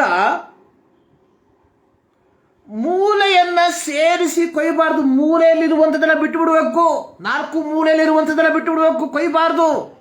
ಅದು ಯಾರಿಗೆ? ಬಡವರಿಗೂ, ಅನಾಥರಿಗೂ, ಪರದೇಶಸ್ಥರಿಗೂ ಇರುವಂಥದ್ದು. ಅದು ಮಾತ್ರವಲ್ಲ, ನೀವು ತೆನೆಗಳನ್ನ ಕೊಯ್ಯುವಾಗ ಕೆಲವು ತೆನೆಗಳು ಕೆಳಗೆ ಬಿದ್ದರೆ ಅದನ್ನು ನೀವು ಅಕ್ಕಲಾಯಬಾರದು. ಒಂದು ಹಿಡಿಯಲ್ಲಿ ನಾನು 10 ತೆನೆಗಳನ್ನು ಹಿಡಿದು ಕೊಯ್ಯುವಂತಹ ಸಂದರ್ಭದಲ್ಲಿ ಅಚಾನಕ್ಕಾಗಿ 2-3 ತೆನೆಗಳು ಕೆಳಗೆ ಬಿದ್ದರೆ, ಸರ್ವಶಕ್ತನಾದ ದೇವರು ಇಸ್ರಾಯೇಲರಿಗೆ ಕೊಟ್ಟಿರುವಂತಹ ಆಜ್ಞೆ, ನೀವು ಅದನ್ನು ಅಕ್ಕಲಾಯಬಾರದು, ಬಿಟ್ಬಿಟ್ಟು ಹೋಗ್ತಾ ಇರಬೇಕು. ಅದು ಅನಾಥರಿಗೂ ಪರದೇಶದವರಿಗೂ ಇರುವಂಥದ್ದಾಗಿದೆ. ಅಲ್ಲಿಗೆ ಮಾತ್ರವಲ್ಲ, ನೀವು ಪೈರುಗಳನ್ನ ಕೊಯ್ದು ಸಿಬುಡನ್ನ ಕಟ್ಟಿ, ಅಂದ್ರೆ ಒಂದು ಬಂಡಲ್ ಕಟ್ಟಿ ನೀವು ಅದನ್ನು ಮನೆಗೆ ತೆಗೆದುಕೊಂಡು ಹೋದಾಗ ಯಾವುದಾದರೂ ಕಾರಣಕ್ಕೆ ಒಂದು ಸಿವುಡನ್ನ, ಒಂದು ಕಟ್ಟನ್ನ ನೀವು ತರದೆ ಹೋಗಿದ್ದರೆ ಅದನ್ನು ತರುವುದಕ್ಕೆ ತಿರುಗಿ ಬರಬಾರದು. ಅದು ಯಾರಿಗೆ? ಅದು ಪರದೇಶಿಗಳಿಗೂ, ತಂದೆ ತಾಯಿ ಇಲ್ಲದವರಿಗೂ, ವಿಧವೆಯವರಿಗೋಸ್ಕರ ಇರಲಿ. ಹೀಗೆ ಮಾಡಿದರೆ ನಿಮ್ಮ ಎಲ್ಲ ಕೆಲಸದಲ್ಲಿಯೂ ಅಭಿವೃದ್ಧಿಯನ್ನ ಹೊಂದುವಿರಿ. ಎಣ್ಣೆಯ ಮರಗಳ ರೆಂಬೆಗಳನ್ನು ಒಡೆದು ಕಾಯಿಗಳನ್ನು ಉದುರಿಸಿದ ಮೇಲೆ ಪುನಃ ಉದುರಿಸುವುದಕ್ಕೆ ಹೋಗಬಾರದು. ಮಿಕ್ಕ ಕಾಯಿಗಳು ಪರದೇಶಿ, ತಾಯಿ ತಂದೆ ಇಲ್ಲದವ, ವಿಧವೆ ಇಂಥವರಿಗೋಸ್ಕರ ಇರಲಿ. ದ್ರಾಕ್ಷೆಯ ತೋಟದ ಬೆಳೆಯನ್ನು ಕೂಡಿಸಿಕೊಳ್ಳುವಾಗ ಅಕ್ಕಲಾಯಬಾರದು. ಅದು ಪರದೇಶಿ, ತಂದೆ ತಾಯಿ ಇಲ್ಲದವ, ವಿಧವೆ ಇಂಥವರಿಗೋಸ್ಕರ ಇರಲಿ. ಅಂದರೆ ಕೆಲವು ನಿಯಮಗಳನ್ನ ಸರ್ವಶಕ್ತನಾದ ದೇವರು ಯಹೂದ್ಯರಿಗೆ, ಇಸ್ರಾಯೇಲರಿಗೆ ಕೊಡುವಂಥದ್ದನ್ನು ನಾವು ನೋಡುತ್ತೇವೆ. ರೂತಳ ಪುಸ್ತಕಕ್ಕೆ ನಾವು ಬರುವಂತಹ ಸಂದರ್ಭದಲ್ಲಿ ಬೋವಾಜನು ತನ್ನ ಹೊಲದಲ್ಲಿ ಯೆಹೋವನು ಕೊಟ್ಟಂತಹ ಈ ನಿಯಮಗಳನ್ನ ಪಾಲಿಸುವಂತವನಾಗಿದ್ದ ಎಂಬುದನ್ನು ನಾವು ನೋಡಬಹುದು. ಇವತ್ತು ಕ್ರೈಸ್ತರೆಂಬುದಾಗಿ ಹೇಳಿಕೊಳ್ಳುತ್ತಿರುವ ನಾವುಗಳು ಯೇಸು ಕ್ರಿಸ್ತನು ಬೋಧಿಸಿದ ಅನೇಕ ಬೋಧನೆಗಳನ್ನು ನಮ್ಮ ವೈಯಕ್ತಿಕ ಜೀವಿತದಲ್ಲಿ ಅಳವಡಿಸಿಕೊಳ್ಳದೆ ನಮಗೆ ಲಾಭವಾಗಿರುವಂಥದ್ದನ್ನು ಮಾತ್ರ ಅಳವಡಿಸಿ, ಅದನ್ನು ಮಾತ್ರ ಪ್ರಸಂಗಿಸಿ, ಅವುಗಳ ಮೂಲಕವಾಗಿ ಲಾಭವನ್ನು ಗಳಿಸುತ್ತಿರುವಾಗ, ಬೋವಾಜನ ಜೀವಿತವನ್ನು ನಾವು ನೋಡುವಾಗ, ಬೋವಾಜನು ಯೆಹೋವನ ನಿಯಮಗಳನ್ನ ಚಾಚು ತಪ್ಪದೆ ಪಾಲಿಸುವಂಥದ್ದನ್ನು ನಾವು ನೋಡುತ್ತೇವೆ.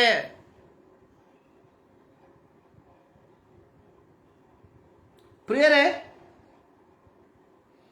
ಸೊ ಈ ಒಂದು ಭಾಗದಲ್ಲಿ ನಾವು ಕಲಿಯಬಹುದಾದಂತಹ ಒಂದು ಆತ್ಮಿಕ ಪಾಠ ಅನ್ನುವಂಥದ್ದು, ನಾನು ಒಬ್ಬ ಕ್ರೈಸ್ತನಾಗಿದ್ದರೆ, ನಾನು ಯಾವುದಾದರೂ ಕಂಪನಿಯಲ್ಲಿ ಕೆಲಸ ಮಾಡ್ತಾ ಇರ್ಬೋದು, ನಾನು ನನ್ನ ಸ್ವತಃವಾದಂತಹ ವ್ಯಾಪಾರವನ್ನು ಮಾಡ್ತಾ ಇರ್ಬೋದು, ಅಥವಾ ನಾನು ಟೀಚರ್ ಆಗಿರಬಹುದು, ಅಥವಾ ನಾನು ಯಾವುದಾದರೂ ಆಸ್ಪತ್ರೆಯಲ್ಲಿ ನರ್ಸ್ ಆಗಿ ಕೆಲಸ ಮಾಡ್ತಾ ಇರಬಹುದು. ಹೂಎವರ್ ಇಟ್ ಮೇ ಬಿ, ನಿನ್ನ ಜೀವಿತದ ಮೂಲಕ ಇತರರು ಕರ್ತನನ್ನ ಗುರುತಿಸುವಂತವರಾಗಿರಬೇಕು. ಇಂಗ್ಲಿಷಲ್ಲಿ ಒಂದು ಗಾದೆ ಹೇಳ್ತಾರೆ, action speak louder than the words.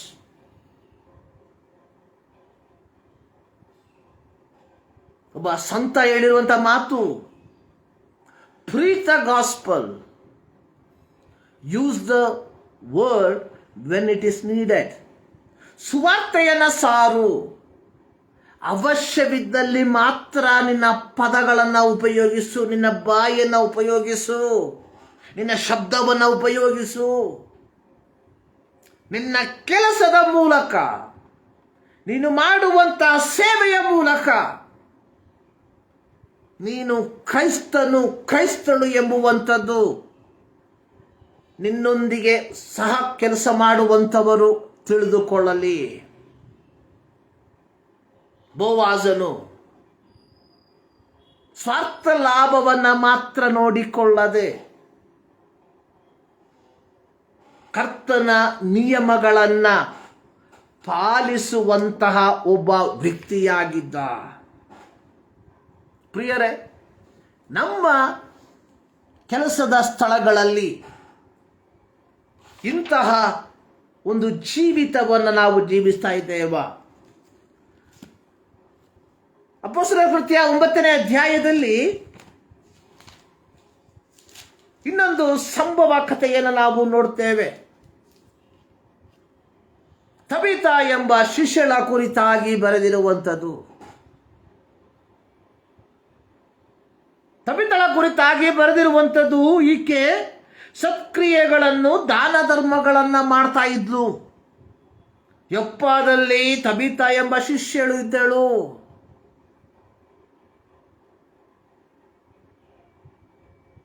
ಆಕೆ ಒಂದು ರೋಗಕ್ಕೆ ಒಳಪಟ್ಟು ತೀರಿ ಹೋದಳು. ಅಲ್ಲಿ ನಾವು ನೋಡುವಂಥದ್ದು ಪೇತ್ರನು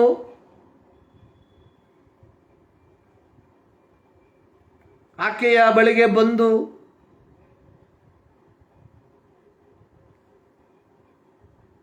ಆಕೆಯ ಬಳಿಗೆ ಬಂದಂತಹ ಸಂದರ್ಭದಲ್ಲಿ ಆಕೆಯ ಸುತ್ತಲೂ, ಆಕೆಯ ಶವಮಂಚದ ಸುತ್ತಲೂ ಕೂಡಿದಂತಹ ವಿಧವೆಯರು ದೋರ್ಕಳು ತಮಗಾಗಿ ಮಾಡಿದಂತಹ ಕಾರ್ಯಗಳನ್ನು ವಿವರಿಸುವಂಥದ್ದನ್ನ, ದೋರ್ಕಳು ತಮಗೆ ವಸ್ತ್ರವನ್ನು ಕೊಟ್ಟಂಥದನ್ನ, ದೋರ್ಕಳ ಸೇವೆ ಅನ್ನುವಂಥದ್ದು ಇತರರನ್ನ ಸಹಾಯ ಮಾಡುವಂತಹ ಒಂದು ಸೇವೆ. ಇವತ್ತು ಅನೇಕ ವಿಧವಾದ ಸೇವೆಗಳನ್ನು ನಾವು ನೋಡುತ್ತೇವೆ. ಬೋಧಿಸುವಂಥವರು, ಉಪದೇಶಿಸುವಂಥವರು, ಸಹಾಯ ಮಾಡುವಂಥದ್ದು, ಅನೇಕ ವಿಧವಾದಂತಹ ಸೇವೆ. ಇಲ್ಲಿ ದೋರ್ಕಳು ಅಥವಾ ತಬೀತಳು, ಈಕೆ ಯೇಸುವಿನ ಒಬ್ಬ ಶಿಷ್ಯಳಾಗಿದ್ದು ಕ್ರಿಸ್ತನನ್ನ ಪ್ರೀತಿಸುವಂಥವರನ್ನ ಅಥವಾ ಯೇಸುವನ್ನ ಹಿಂಬಾಲಿಸುತ್ತಿದ್ದಂಥವರನ್ನ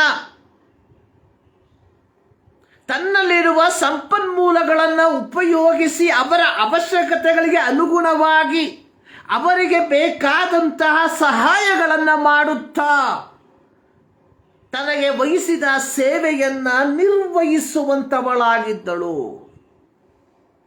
ಪ್ರಿಯರೇ,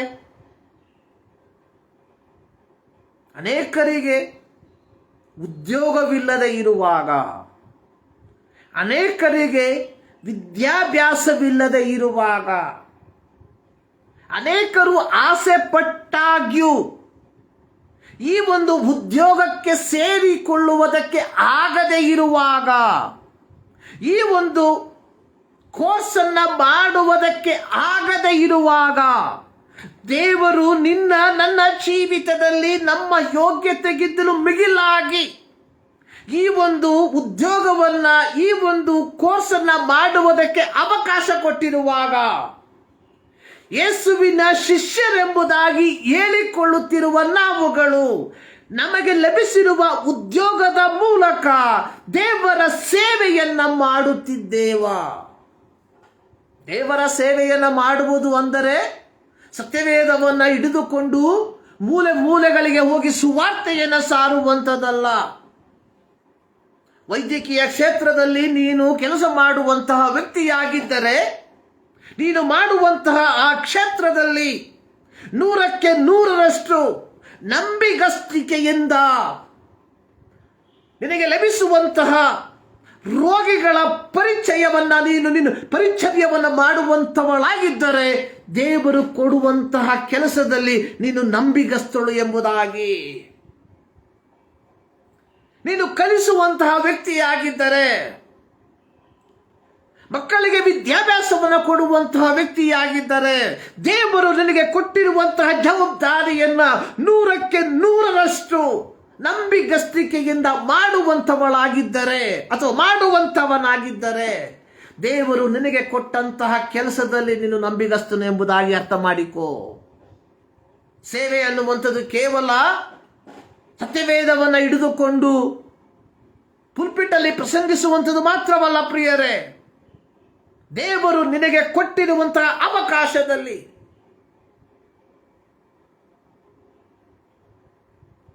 ನೋಡಿ, ಬೋವಾಜನು ಧನವಂತನಾಗಿದ್ದಾಗ್ಯೂ ಯೆಹೋವನ ವಿಧಿಗಳಿಗೆ ಅನುಗುಣವಾಗಿ ಆತನು ಜೀವಿಸುವಂತಹ ವ್ಯಕ್ತಿಯಾಗಿದ್ದ. ತನ್ನ ಜೀವಿತದ ಮೂಲಕ ನೋಡಿ, ಮೋವಾಬ್ಯಳಾದ ರೂತಳು, ಅನ್ಯ ದೇವತೆಗಳನ್ನು ಪೂಜಿಸುವಂತಹ ರೂತಳು, ನವೋಮಿಯ ಜೀವಿತವನ್ನ, ಕುಟುಂಬದ ಜೀವಿತವನ್ನ ನೋಡಿ ನಿನ್ನ ದೇವರೇ ನನ್ನ ದೇವರು ಎಂಬುದಾಗಿ ಒಂದು ದೃಢವಾದ ತೀರ್ಮಾನವನ್ನು ತೆಗೆದುಕೊಂಡು ಬಂದಂತಹ ಸಂದರ್ಭದಲ್ಲಿ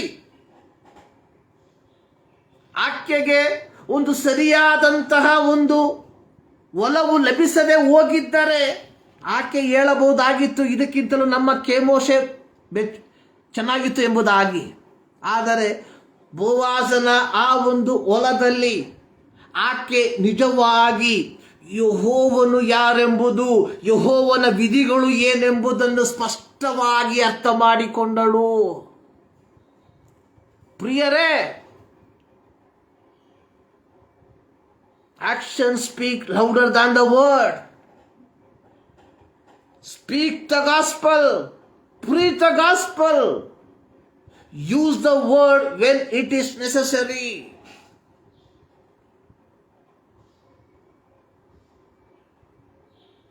ಯಾರು ನೋಡೋದಿಲ್ಲ ಅಂತ ಹೇಳ್ಬಿಟ್ಟು ಅಲ್ಲಿಂದ ಸ್ವಲ್ಪ ಇಲ್ಲಿಂದ ಸ್ವಲ್ಪ ತಗೊಂಡ್ಬರೋದಲ್ಲ ಮನೆಗೆ.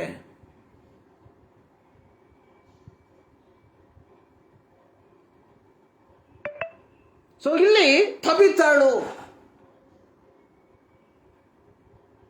ಒಬ್ಬ ಶಿಷ್ಯಳು. ನೋಡಿ, ಸತ್ಯವೇದದಲ್ಲಿ ಹೊಸ ಒಡಂಬಡಿಕೆಯಲ್ಲಿ ಅನೇಕ ಸ್ತ್ರೀಯರ ಹೆಸರುಗಳನ್ನು ನಾವು ಕಾಣ್ತೇವೆ. ಆದರೆ ಯಾರಿಗೂ ಈ ಒಂದು ಟೈಟಲ್ ಅನ್ನು ನಾವು ಕಾಣೋದಿಲ್ಲ, ಶಿಷ್ಯಳು ಎಂಬ ಟೈಟಲ್ ಅನ್ನು ಕಾಣೋದಿಲ್ಲ. ಈಕೆಗೆ ಲೂಕನು ಆ ಒಂದು ಟೈಟಲ್ ಅನ್ನು ಕೊಟ್ಟಿದ್ದ, ಶೀರ್ಷಿಕೆಯನ್ನು ಕೊಟ್ಟಿದ್ದಾನೆ, ಶಿಷ್ಯಳು, ಡಿಸೈಪಲ್. ಈಕೆಯ ಸೇವೆ ಯೊಪ್ಪ ಸಭೆಯಲ್ಲಿ ಇದ್ದಂತಹ ವಿಧವೆಯರನ್ನ, ಈಕೆಯು ಒಂದು ವ್ಯಾಪಾರವನ್ನು ಮಾಡುವಂತಹ ವ್ಯಕ್ತಿ, ಬಟ್ಟೆಗಳನ್ನು ವ್ಯಾಪಾರ ಮಾಡುವಂಥವಳು. ಈಕೆ ಕೇವಲ ಲಾಭಕ್ಕೋಸ್ಕರವಾಗಿ ವ್ಯಾಪಾರ ಮಾಡದೆ, ಇಂದು ಅನೇಕರು ಸಂಬಳಕ್ಕೋಸ್ಕರವಾಗಿ ಕೆಲಸ ಮಾಡುವಂಥವರಿದ್ದಾರೆ. ಪ್ರತ್ಯೇಕವಾಗಿ ಆಸ್ಪತ್ರೆಗಳಲ್ಲಿ ಭಾನುವಾರ ಮಾತ್ರ ಭಯಂಕರ ಭಕ್ತಿ, ಲಾಭಕ್ಕೋಸ್ಕರವಾಗಿ ಅಲ್ಲ, ಇದು ಸೇವೆ ಎಂಬುದಾಗಿ ನೆನೆಸಿ ತನಗೆ ನಷ್ಟವಾದಾಗ್ಯೂ ಸಹ ಆ ನಷ್ಟವೆಂದು ಎಣಿಸದೆ ದೇವರ ಸೇವೆ ಎಂದು ಎಣಿಸಿ ಆಕೆ ವಿಧವೆಯರನ್ನ ಪರಾಮರಿಸಿದಳು. ಒಬ್ಬ ಕ್ರೈಸ್ತನ ಜೀವಿತ ಹೇಗಿರಬೇಕೆಂಬುದಕ್ಕೆ ಉತ್ತಮ ಉದಾಹರಣೆಯಾಗಿದೆ ಬೋವಾಜನು ಮತ್ತು ತಬಿತಳು. ಪ್ರಿಯರೇ, ಈ ಮುಂಜಾನೆಯಲ್ಲಿ ನಾವು ಮಾಡುವಂತಹ ಕೆಲಸದ ಸ್ಥಳಗಳಲ್ಲಿ ಪುನರುತ್ಥಾನ ಹೊಂದಿದ ಕರ್ತನನ್ನ ನಾವು ಪ್ರತಿಬಿಂಬಿಸುವಂತವರಾಗಿದ್ದೇವಾ?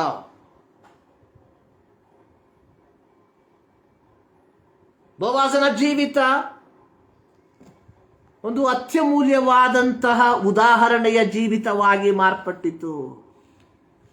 ಸೊ ನಮ್ಮ ಜೀವಿತ ಒಂದು ಉದಾಹರಣೆಯ ಜೀವಿತವಾಗಿ ಮಾರ್ಪಟ್ಟಿದೆಯಾ?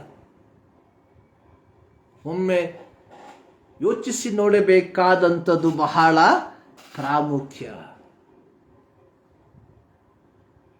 ಇದು ಕ್ರೈಸ್ತರೆಂಬುದಾಗಿ ಕರೆಸಿಕೊಳ್ಳುತ್ತಿರುವ ನಾವುಗಳು ನಿತ್ಯತ್ವಕ್ಕಾಗಿ ಜೀವಿಸದೆ ಕೇವಲ ತಾತ್ಕಾಲಿಕವಾದ ಮೇಲುಗಳನ್ನು ಎದುರು ನೋಡುತ್ತಾ ಜೀವಿಸುವಂತವರಾಗಿದ್ದೇವೆ. ಇದು ಅತ್ಯಂತ ವಿಪರ್ಯಾಸದ ಸಂಗತಿ. ಪ್ರಿಯರೇ, ಯೇಸು ಸ್ವಾಮಿ 2000 ವರ್ಷಗಳ ಹಿಂದೆ ಮಾನವ ರೂಪವನ್ನು ತಾಳಿ ಈ ಲೋಕಕ್ಕೆ ಬಂದಂಥದ್ದು ನನ್ನನ್ನ ನಿನ್ನನ್ನ ಈ ಲೋಕದಲ್ಲಿ ಐಶ್ವರ್ಯವಂತರನ್ನಾಗಿ ಮಾಡುವುದಕ್ಕೋಸ್ಕರವಾಗಿ ಅಲ್ಲ. ಸೊ ನಿಮಗೆ ಈ ವಿದ್ಯಾಭ್ಯಾಸ ಯೋಗ್ಯತೆ ಇದ್ದರೆ ಗೋ ಹೆಡ್. ಸೊ ನಿಮಗೆ ಒಳ್ಳೆ ಸಂಬಳ ಇದ್ರೆ ಅದನ್ನ ಚಲ್ಲಾಪಿಲ್ಲಿಯಾಗಿ ಹಾಳು ಮಾಡಬೇಡಿ. ಕೆಲವು ಬೋಧಕರ ಮಾತನ್ನ ಕೇಳಿ ಅನೇಕರು ತಮಗೆ ಲಭಿಸುವಂತಹ ಆರ್ಥಿಕತೆಯನ್ನ ಕೆಲವು ಬೋಧಕರ ಹೆಸರನ್ನ ಕೇಳಿ ಚಲ್ಲಾಪಿಲ್ಲಿಯಾಗಿ ವೇಸ್ಟ್ ಮಾಡ್ತಾ ಇದ್ದಾರೆ. ಅದು ಮೂರ್ಖತನ ಪ್ರಿಯರೇ.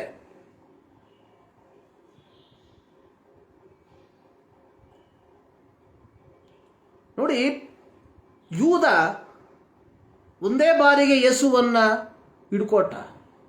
ಆದರೆ ಇವತ್ತು ಪ್ರತಿದಿನ ಯೇಸುವನ್ನ ಮಾರಿ ಹಣ ಸಂಪಾದಿಸುವಂತಹ ಅನೇಕ ಸುಳ್ಳು ಬೋಧಕರು ಪ್ರತ್ಯೇಕವಾಗಿ ಈ ಮಾಧ್ಯಮಗಳಲ್ಲಿ ತುಂಬಿಕೊಂಡಿದ್ದಾರೆ.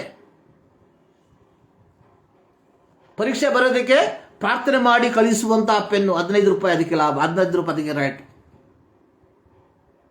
ಹೀಗೆ 10 ಹಲವುಗಳು.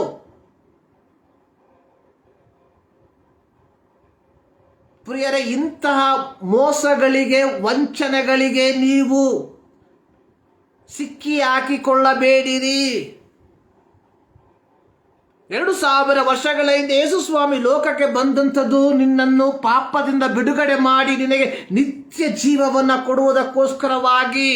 ಆ ನಿತ್ಯ ಜೀವಕ್ಕೋಸ್ಕರವಾಗಿ ನೀವು ಬದುಕಿರಿ. ನಿಮಗೆ ವಿದ್ಯಾಭ್ಯಾಸದ ಯೋಗ್ಯತೆ ಇದ್ದರೆ ದೇವರು ನಿಮಗೆ ಆರ್ಥಿಕವಾದಂತಹ ಆಶೀರ್ವಾದವನ್ನು ಕೊಟ್ಟರೆ ಅದನ್ನು ನೀವು ಸಂಪಾದನೆ ಮಾಡ್ರಿ.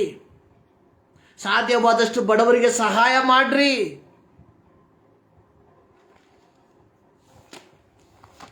ನೋಡಿ, ಮತ್ತಾಯನ ಸುವಾರ್ತೆ 25ನೇ ಅಧ್ಯಾಯದಲ್ಲಿ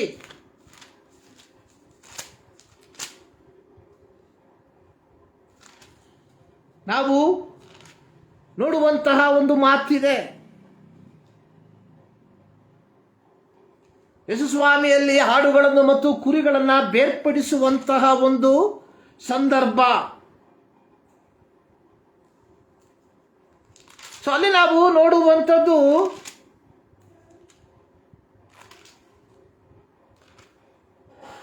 ಯೇಸುಸ್ವಾಮಿಯಲ್ಲಿ ಹೇಳುವಂಥದ್ದು,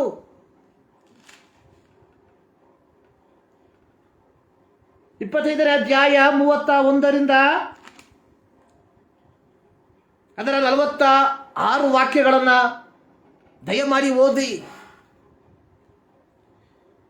ಅಲ್ಲಿ ಸ್ಪಷ್ಟವಾಗಿ ಬರೆಯಲ್ಪಟ್ಟಿದೆ ಒಬ್ಬ ಕ್ರೈಸ್ತನ ಜೀವಿತ ಹೇಗಿರಬೇಕೆಂಬುದು. ಪ್ರಿಯರೇ, ಇದಕ್ಕೆ ಅನುಗುಣವಾಗಿ ನಾವು ಜೀವಿಸದೆ ಹೋದರೆ ನಾವು ನಿತ್ಯತ್ವವನ್ನು ಪಡಕೊಳ್ಳೋದಿಲ್ಲ.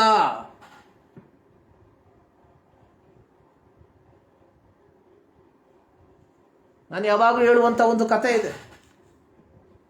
ಒಮ್ಮೆ ಒಬ್ಬ ಬಾಲಕನೋ ಬಾಲಕಿನೋ ಪರೀಕ್ಷೆ ಮುಗಿಸ್ಕೊಂಡು ಮನೆಗೆ ಬಂದ್ಬಿಟ್ಟು ಪ್ರಾರ್ಥನೆ ಮಾಡೋಕ್ಕೆ ಶುರು ಮಾಡಿದ್ಲು. ತಾಯಿಗೆ ಆಶ್ಚರ್ಯ, ತಂದೆಗೆ ಆಶ್ಚರ್ಯ. What happen? ಎಂದೆಂದೂ ಮಾಡದೇ ಇರುವಂತಹ ಒಂದು, ಕಾಣದೇ ಇರುವಂತಹ ಒಂದು ಕಾರ್ಯ. ಆ ಮಗು ಪ್ರಾರ್ಥನೆ ಮಾಡ್ತಾ ಇದೆ, ದೇವರೇ ನಮ್ಮ ದೇಶದ ರಾಜಧಾನಿಯನ್ನು ಬದಲಾಯಿಸು. ತಮಾಷೆಯಾಗಿರ್ಬೋದು, ದೇಶದ ರಾಜಧಾನಿಯನ್ನು ಬದಲಾಯಿಸು. ಕಾರಣ ಏನು? ಆಕೆ ಬರೆದಂಥ ಉತ್ತರ ತಪ್ಪಾಗಿತ್ತು. ಆಕೆ ಪ್ರಾರ್ಥನೆ ಮಾಡ್ತಾಳೆ, ನಾನು ದೇಶದ ರಾಜಧಾನಿಯನ್ನೇ ಬದಲಾಯಿಸು. ನಾನು ಬರೆದಂಥ ಉತ್ತರ ಸರಿಯಾಗಿರಬೇಕು. ಇಂದು ಅನೇಕರು ಈ ರೀತಿಯಾಗಿ ಯೇಸು ಕ್ರಿಸ್ತನ ನಾಮವನ್ನು ಉಪಯೋಗಿಸುವಂಥದ್ದನ್ನು ನಾವು ನೋಡ್ತೇವೆ. ಮೋಸ ಹೋಗ್ಬೇಡ್ರಿ.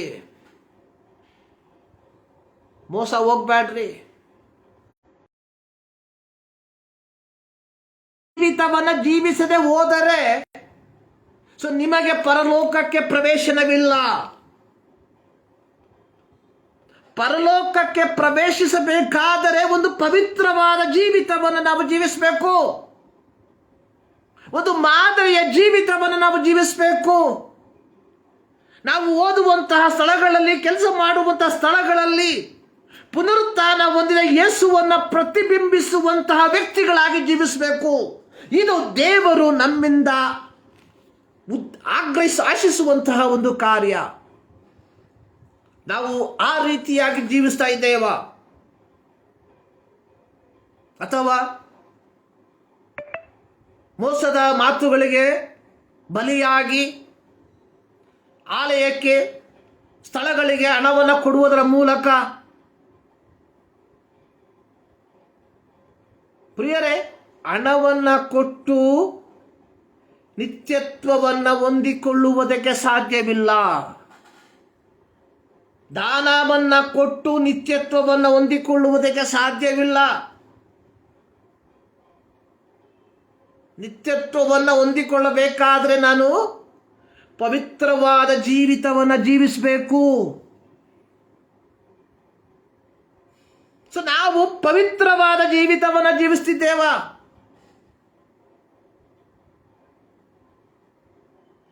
ನಮ್ಮ ಜೀವಿತ, ನನ್ನ ಕ್ರೈಸ್ತ ಜೀವಿತ,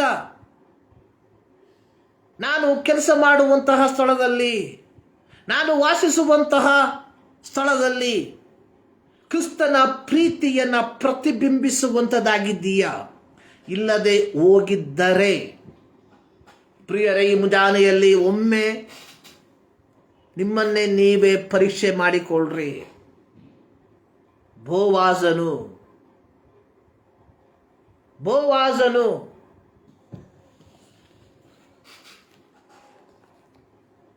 ಮೊವಾಬ್ಯಳಾದ ರೂತಳಿಗೆ ಯೆಹೋವನ ಪ್ರೀತಿ ಏನೆಂಬುದನ್ನ ಕ್ರಿಯೆಗಳ ಮೂಲಕ ತೋರಿಸಿಕೊಟ್ಟ. ತಬೀತಳು ಯೊಪ್ಪದಲ್ಲಿದ್ದಂತಹ ವಿಶ್ವಾಸಿ ವೃಂದದವರಿಗೆ, ವಿಧವೆಯರಿಗೆ ದೇವರು ತನಗೆ ಕೊಟ್ಟ ಸೇವೆ ಏನೆಂಬುದನ್ನ ತೋರ್ಪಡಿಸಿಕೊಂಡಳು. ನನ್ನನ್ನು ಕೇಳುವ ಪ್ರಿಯ ದೇವ ಜನರೇ, ಪ್ರಿಯ ಸಹೋದರನೇ, ಸಹೋದರಿಯೇ, ದೇವರು ನಿನಗೆ ಕೊಟ್ಟ ಸೇವೆ ಏನೆಂಬುದನ್ನ ನಿನ್ನ ಕೆಲಸದ ಮೂಲಕ ನೀನು ತೋರ್ಪಡಿಸುವಂತಹ ವ್ಯಕ್ತಿಯಾಗಿದ್ದೀಯಾ? ಯೆಹೋವನೇ, ನಿನ್ನ ಗುಡಾರದಲ್ಲಿ ಇಳುಕೊಳ್ಳುವುದಕ್ಕೆ ಎಂಥವನು ಯೋಗ್ಯನು? ನಿನ್ನ ಪವಿತ್ರ ಸ್ಥಾನದಲ್ಲಿ ವಾಸಿಸುವನು ಎಂಥವನಾಗಿರಬೇಕು? ಅವನು ಸಜ್ಜನನು, ನೀತಿವಂತನು, ಸತ್ಯವಚನವನ್ನಾಡುವವನು, ಚಾಡಿ ಹೇಳದವನು, ಅನ್ಯಾಯ ಮಾಡದವನು, ಯಾರನ್ನು ನಿಂದಿಸದವನು, ಭ್ರಷ್ಟರನ್ನ ಜರಿದು ಬಿಟ್ಟವನು, ಯೆಹೋವನಲ್ಲಿ ಭಯಭಕ್ತಿಯುಳ್ಳವರನ್ನ ಸನ್ಮಾನಿಸುವವನು, ನಷ್ಟವಾದರೂ ಪ್ರಮಾಣ ತಪ್ಪದವನು, ಬಡ್ಡಿ ಕೇಳದವನು, ಲಂಚವನ್ನ ತೆಗೆದುಕೊಳ್ಳದವನು ಆಗಿರಬೇಕು. ಇಂಥವನು ಎಂದಿಗೂ ಕದಲೋದಿಲ್ಲ. ನನ್ನ ಪ್ರೀತಿಯ ದೇವಚನರೇ, this is the benchmark our Christianity. ನಮ್ಮ ಕ್ರೈಸ್ತತ್ವದ ಅಳತೆಗೋಲು ಇದಾಗಿರಬೇಕು. ಇದಲ್ಲದೆ ಹೋಗಿದ್ದರೆ ನಾವು ಬೇರೆ ಯಾವುದನ್ನಾದರೂ ಹಿಂಬಾಲಿಸಿದ್ದರೆ ಅದು ತಪ್ಪೆಂಬುದಾಗಿ ಅರ್ಥ ಮಾಡಿಕೊಂಡು ಸರಿಯಾದ ಪದದಲ್ಲಿ ನಾವು ನಡೆಯುವಂಥವರಾಗಿರುವ ಈ ಮುಂಜಾನೆಯಲ್ಲಿ ಸರ್ವಶಕ್ತನಾದ ದೇವರು ಈ ಮಾತುಗಳ ಮೂಲಕ ನಿಮ್ಮನ್ನು ಆಶೀರ್ವದಿಸಲಿ. ಪ್ರಾರ್ಥನೆ ಮಾಡುವ. ನಮ್ಮನ್ನು ಬಹಳವಾಗಿ ಪ್ರೀತಿ ಮಾಡುವ ನಮ್ಮ ಪ್ರೀತಿಯ ತಂದೆಯಾದ ದೇವರೇ, ಮತದಾವರ್ತಿ ನಿಮ್ಮ ಸನ್ನಿಧಾನಕ್ಕೆ ನಾವು ಸೇರಿ ಬರ್ತಾ ಇದ್ದೇವೆ. ಈ ಮುಂಜಾನೆಯಲ್ಲಿ ನಿಮ್ಮ ವಾಕ್ಯದ ಮೂಲಕ ನಮ್ಮ ಸಂಗಡ ಮಾತನಾಡಿದ್ದಕ್ಕಾಗಿ ಸ್ತೋತ್ರ. ಕೇಳಲ್ಪಟ್ಟ ದೇವರ ವಾಕ್ಯ ನಮ್ಮ ಜೀವಿತದಲ್ಲಿ 30, 60, 100ರಷ್ಟು ಫಲ ಕೊಡುವಂತೆ ಕೃಪೆ ಮಾಡು. ನಮ್ಮ ಜೀವಿತವನ್ನು ಕ್ರಮಪಡಿಸಿಕೊಂಡು ಯಥಾರ್ಥವಾದ ಕ್ರೈಸ್ತರಾಗಿ ಜೀವಿಸುವುದಕ್ಕೆ ಸಹಾಯ ಮಾಡು. ಪ್ರಾರ್ಥನೆ ಕೇಳಿದ್ದಕ್ಕಾಗಿ ಸ್ತೋತ್ರ. ಯೇಸು ಕ್ರಿಸ್ತನ ಬುದ್ಧ ನಾಮದಲ್ಲಿ ಬೇಡುತ್ತೇವೆ ನಮ್ಮ ಪ್ರೀತಿಯ ತಂದೆ. ನಮ್ಮ ಕರ್ತನಾದ ಯೇಸು ಕ್ರಿಸ್ತನ ಕೃಪೆ, ತಂದೆಯಾದ ದೇವರ ಪ್ರೀತಿ, ಪವಿತ್ರಾತ್ಮನ ನ್ಯೂನತೆ ನಮ್ಮೆಲ್ಲರ ಸಂಗಡ ಇಂದಿನಿಂದ ಸದಾ ಕಾಲವು ನೆಲೆಯಾಗಿರಲಿ. ಆಮೇನ್. ಸರ್ವಶಕ್ತನಾದ ದೇವರು ನಿಮ್ಮನ್ನು ಧಾರಾಳವಾಗಿ ಆಶೀರ್ವದಿಸಲಿ.